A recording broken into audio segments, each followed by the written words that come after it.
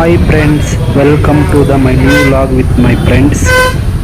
ಇವತ್ತಿನ ವ್ಲಾಗ್ ಏನಪ್ಪ ಅಂದರೆ, ನಾನು ಮತ್ತು ನನ್ನ ಫ್ರೆಂಡ್ಸ್ ಎಲ್ಲ ಸೇರಿಬಿಟ್ಟು ಬೆಂಗಳೂರಿಂದ ಸಕಲೇಶಪುರಕ್ಕೆ ಟ್ರಿಪ್ ಹೋಗ್ತಾ ಇದ್ವಿ.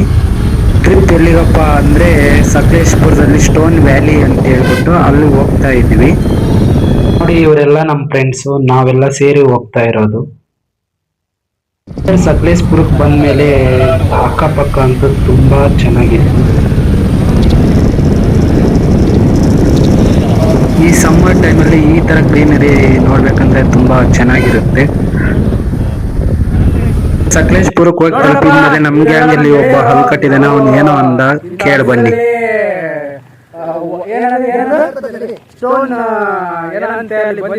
ಕೇಳಿಸ್ಕೊಂಡ್ರಲ್ಲ, ಅವನು ಬರೇ ಮಾತಿದ್ರೆ ಕೆಟ್ಟ ಹೊಲ್ಸ್ ಹಲ್ಕಟ್ಟು ಬೈತಾನೆ. ಅವನಿಗೆ ಕ್ಲಾಸ್ ತಗೊಂಡ್ಮೇಲೆ ಮುಂದೆ ಹೋಗ್ತಾ ಮತ್ತೆ ನಮ್ಮ ಗೆಳೆಯ ಏನಂತಾನೆ ಕೇಳಿಸ್ಕೊಳ್ಳಿ.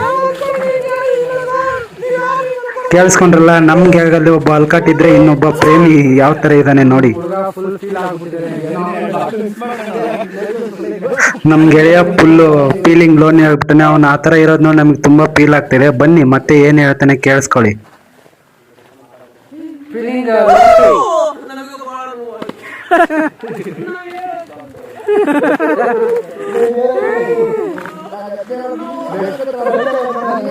ಸಾಯಂಕಾಲ 4 ಗಂಟೆ ಆಗಿತ್ತು. ನಾನು ನಮ್ ಗೆಳೆಯ ಬಾ ಒಂದು ವಾಕ್ ಹೋಗೋಣ ಅಂತೇಳಿ ಕಾಲಲ್ಲಿ ನಡ್ಕೊಂಡು ಹೋಗ್ತಾ ಇದ್ವಿ.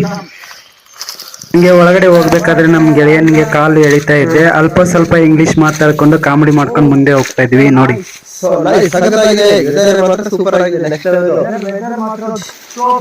ಹಂಗೆ ಅದು ಇದು ಮಾತಾಡ್ಕೊಂಡು ಹೋಗ್ತಿದ್ವಿ. ಮುಂದೆ ಹೋಗ್ಬೇಕಾದ್ರೆ ಒಂದು ನೀರಿನ ಅರಿ ಕಾಣ್ತಾ ಇತ್ತು. ಆ ಅರಿ ಹಿಡ್ಕೊಂಡು ಹೋದ್ವಿ. ಮುಂದೆ ಸುಂದರವಾದ ಫಾಲ್ಸ್ ಇತ್ತು ನೋಡಿ, ಹೇಗಿದೆ, ತುಂಬಾ ಚೆನ್ನಾಗಿತ್ತು ನೋಡಕ್ಕೆ.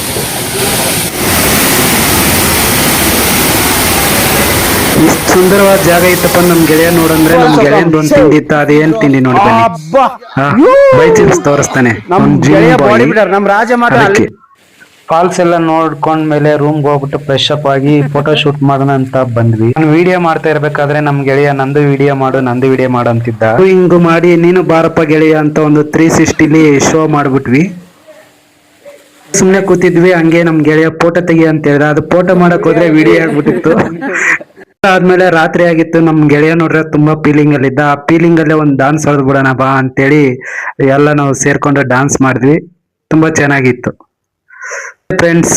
ಇನ್ನು ತುಂಬಾ ಕ್ಲಿಪ್ ಇತ್ತು, ಬಟ್ ನನಗೆ ಎಡಿಟ್ ಮಾಡಕ್ ಬರ್ಲಿಲ್ಲ. ನಾನು ಇವಾಗ ತಾನೇ ಕಲಿತಾ ಇದ್ದೀನಿ.